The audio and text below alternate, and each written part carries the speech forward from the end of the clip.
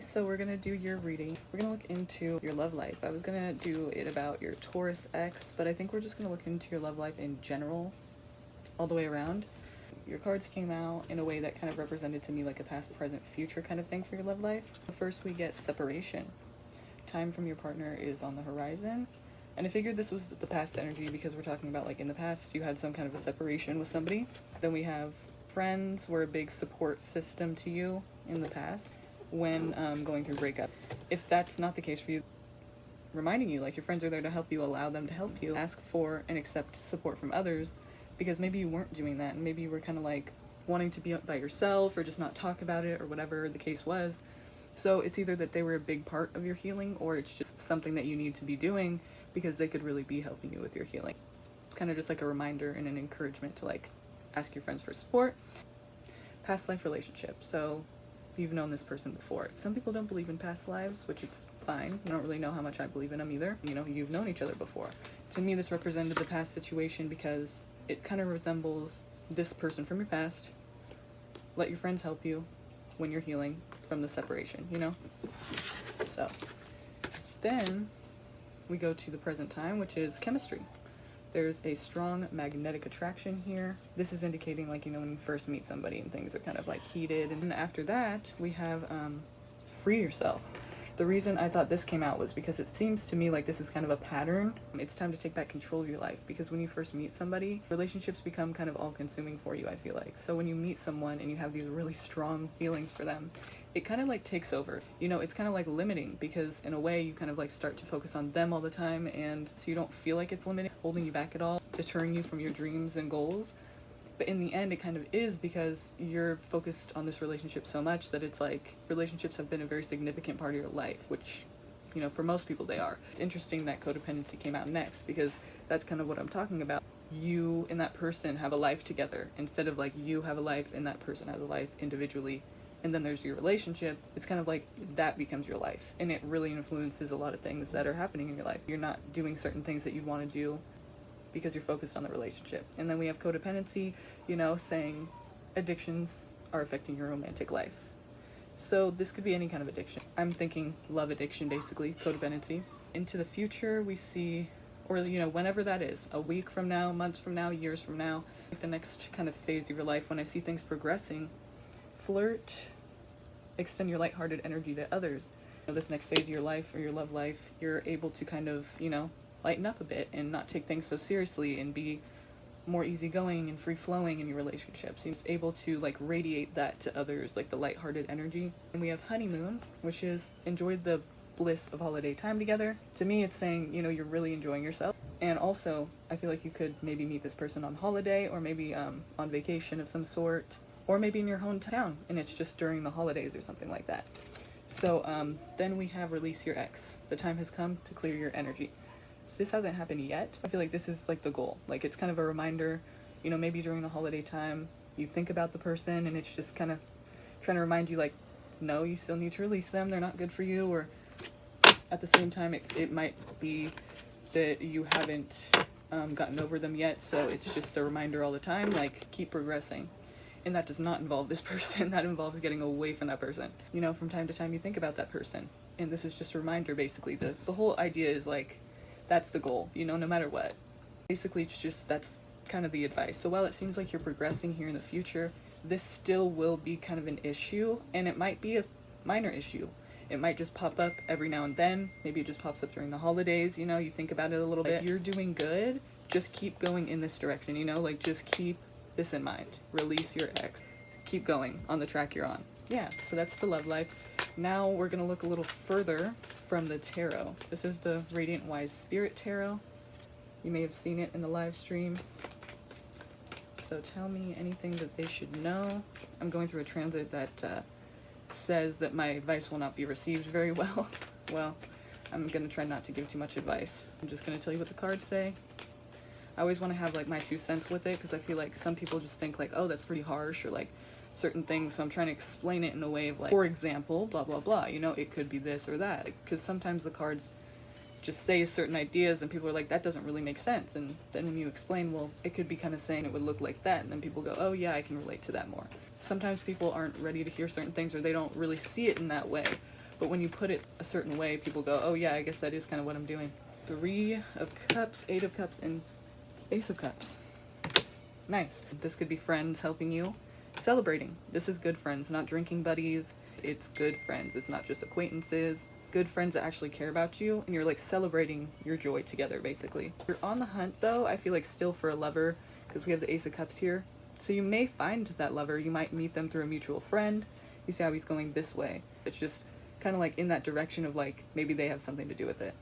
But this card by itself really just means like he's on his own, a solo journey. And these 8 cups here are all filled, and he has what he needs, basically.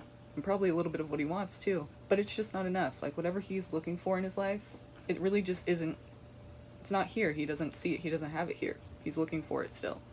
So he's going into the mountains. He's going on his own to find whatever he needs to find. And he's just basically really on that mission to find something fulfilling. The issue with that is that, you know, it's kind of like you looking outside of yourself for something fulfilling, which is not going to work. You know, it's going to be this never-ending search. So many of us do that. And it's like, it just never works. You know, we're still trying to fill something that's not going to be filled by other people. We have to look within. So, but I do feel like you may be searching for a lover, and you may find one. Ace of Cups is generally a good card for love. It's like opportunities for love. Maybe it's talking about an opportunity for you to find love of yourself, you know, just on your own. So maybe you'll have the opportunity to do that when you're going into these mountains on your own. You know, maybe you'll start to learn to love your own company just as much as anyone else's. These cards, too, I pulled earlier. It's either talking about you putting something to rest, and once you do that, you're able to find, you know, complete happiness altogether. The 10 of Cups is very much content with your situation. It's very positive.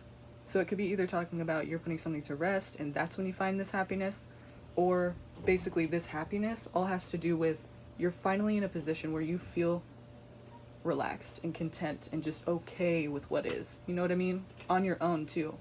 Like, you don't have to have a partner. You're on your own, and you're perfectly content with that, and everything's relaxed and joyful, right? This could even be talking about your friends and family all around you, your household, like, you know, all around the people you spend time with. It's like things are just good because you're actually able to be okay with just yourself, you know? And so this is saying, like, it's going to take some time, you're waiting, but then I don't feel like it's a negative kind of thing. It seems more like positive, because he is kind of looking towards this happiness, these people, you know?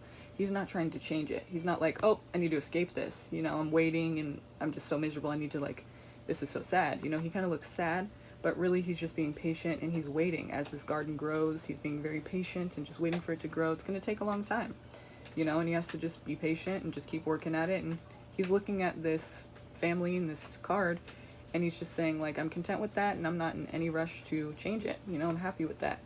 And again, you're relaxed and kind of just able to be with yourself without trying to rush into something else or distract yourself from yourself, you know, your own emotions and things like that. So it seems like, you know, in the future things are looking up for you. And so I feel like a big part of that, though, is you learning how to be okay with just you instead of needing to be in codependent relationships, you know? And so however you're going to do that, hopefully you're able to kind of start working on that now, and that's able to happen. Because I feel like relationships, again, have taken up a lot of your time in your life, and you really need to just, I'm not going to say what you need to do, but it seems like it's highlighting the fact, to me, it keeps saying something along the lines of, like, it's time for you to, like, try to live your dreams or try to, like, reach your goals, you know? And other relationships have kind of, you know, been in the way of you doing that. Like, not necessarily that they meant to be, but you've allowed them to be. You've kind of taken these relationships and made them the sole purpose of your life or the sole importance. And it's just kind of held you back, and you haven't been able to reach the goals that you've always wanted to reach. You haven't been able to do the things you've always wanted to do because how all-consuming these relationships have been for you. In the future, I think the goal is basically, that's being highlighted, is basically, you know, being okay on your own, because maybe that's what you need to do for a while so that you can focus on yourself and progress your life. And then when you're at a point when you're feeling so great about yourself and you don't need anybody, that's kind of the time when you can have someone, you know? Or the better time to have someone, because you don't need them, and it's not like your soul, your, you know, your life force is the other person. It's just you enjoy having this person in your life, and you live your life with or without him, but you enjoy having them there as an added benefit, you know? for each other, like an added joy in your life. But it's not something that's codependent, you know, or deterring you from you doing what you need to do with yourself and what you feel like is right for you. I don't think this is just going to happen overnight, though. It obviously takes a lot of self-work and a lot of healing. So this Taurus person I don't really see involved in this situation, except for in that past situation we were looking at earlier. But I feel like it's pretty much all said here. Like, even though it's kind of missing the details of how you're going to, like, get to these next phases, how you're going to progress, that's up to you. And I hope that you will take this and kind of try to aim for that so that you can feel happier and not so consumed by those relationships that aren't good for you. And also that you're able to start being more of yourself, letting yourself be authentic and letting yourself be who you are so that you can meet somebody who's actually the type of person you'd want to be with, you know, who really just appreciates who you are and isn't trying to change you. We're going to look at the Chakra Wisdom Oracle, just to see any last messages for you to direct your life if you wish, if you feel inspired by it.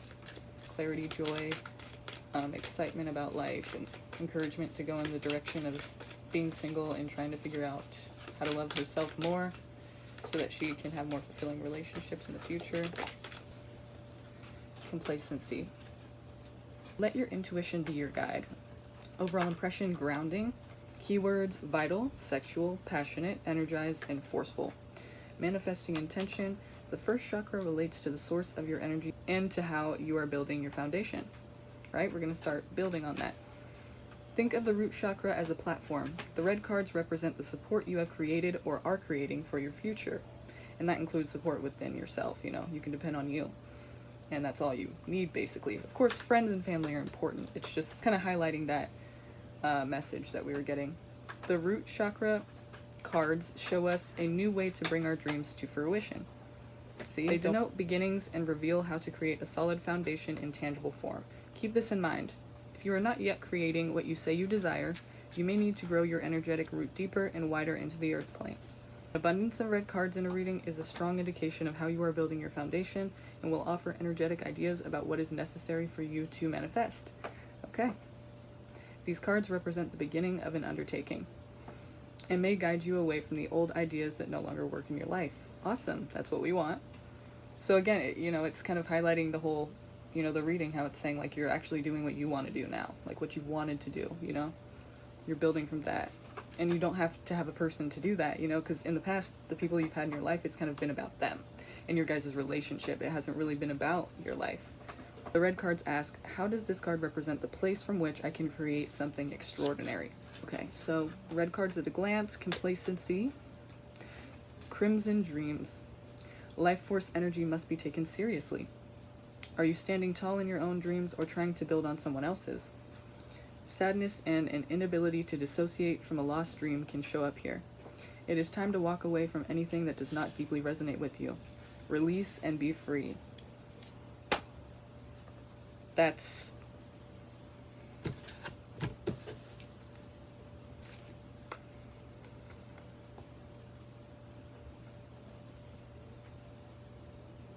Do you not feel that right now? I don't. Crimson dreams. I am feeling the loss of my dreams. See, I feel like when you're listening to this reading in the beginning, you're going to think like, no, I haven't been, you know, deterred from my goals, and I've been reaching my goals, you know, because recently, even more recently, you might have really been starting to reach some goals and, you know, feel like you're really becoming who you want to be, feel like you're actually living your life for you. But the thing is, like, you really have been limited in a lot of ways because of that. But you've limited yourself in a way, not trying to, but these relationships have really held you back from actually you progressing who you are. Instead of being focused on these relationships, now you can be just focused on who you want to be so that you can, you know, feel better in your relationships in the future because you feel better with yourself. You know what I mean? You know that you've progressed in your life in a way that you've wanted. That's been your choice. You haven't been held back or limited in any way. And so it's kind of like highlighting that, saying your dreams, some dreams have been lost, you know, and maybe you're really starting to feel that and understand that. But there is something you could do about it, so it's just now it's, you know, time to start. At the end of her life, Flo reflects on the dream she shared with her late husband to move to Florida.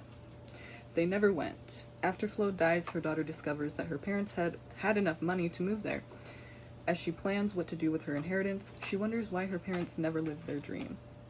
Inspiration. This is a warning not to give up. Beware of coasting along in a situation that is not really what you want. You will never be fulfilled by the unmet dreams of others, okay? So like you may be trying to like help other people or feel like you're there for them, you want them to like be happy, but you really, it's not your job, and you really can't even do that. Like it won't work that way. That person needs to do their own healing, you know? Being there for someone's fine, but when you're not focused on how you're going to heal yourself and you're focused on how to heal them, it's like you're kind of wasting time. You're kind of, for both of you, you know? It's like you're not focused on the right things. So this is for you to ask yourself, your personal inquiry. How can I redefine my dreams? How can I stop procrastinating? And then key ideas are finding self-nourishment, leaving dreams unrealized, feeling depleted, time for deep rest, lack of motivation, and holding back. Time for deep rest, remember? Look at this. Time for deep rest, remember? Yep, I love this. Finding self-nourishment. Time for deep rest, lack of motivation, holding back. Things have held you back. Leaving dreams unrealized. So keywords: daring, indomitability, reclamation. Yep. Got to redefine your dreams, right? You got to redefine yourself. How are you going to go about this? You have permission. Give yourself permission to be yourself, to live your life, to live your dreams. It's not about what these people want, because guess what? In the past, remember, it hasn't really worked out. And then you wasted so much time on them, you know, and now it's still kind of affecting you, which makes sense. It does. It's just, you can live a life that's more fulfilling, you know, and maybe this is your start to do that. I feel like you have been doing that lately, but I still feel like you're pretty focused on your relationships, which is, I think this reading's kind of trying to get you to like see that you don't need to be in a relationship to feel fulfilled, you know, and in fact, it's kind of working against you because you're focused on these relationships as if it's like the all you know, like that's the goal that's going to actually fulfill you is another person, but keep getting disappointed. And you know, this is kind of saying there's another way to do it. Guess what? There's another way to do it. You can do it on your own, you know. You don't have to have another person. In fact, that's kind of distracting you. It's kind of like limiting you and holding you back. You know, you can do this on your own, and it's actually a lot more fulfilling. So, and you know, true to who you are and who you want to be. So your meditation is imagine yourself doing the very thing that you desire. Can you feel the joy of participating in your dream? Look back at what you are leaving behind to live your dream. For example, how would you live with less money? When you are ready, move toward the joy. Open your eyes. What has been revealed? So you should journal about that and let me know. Let me know if something's been revealed to you when you do that little meditation. I'm going to show you this so you can pause the video if you'd like and come back and, you know, read this yourself at your own pace. This is what I just read to you.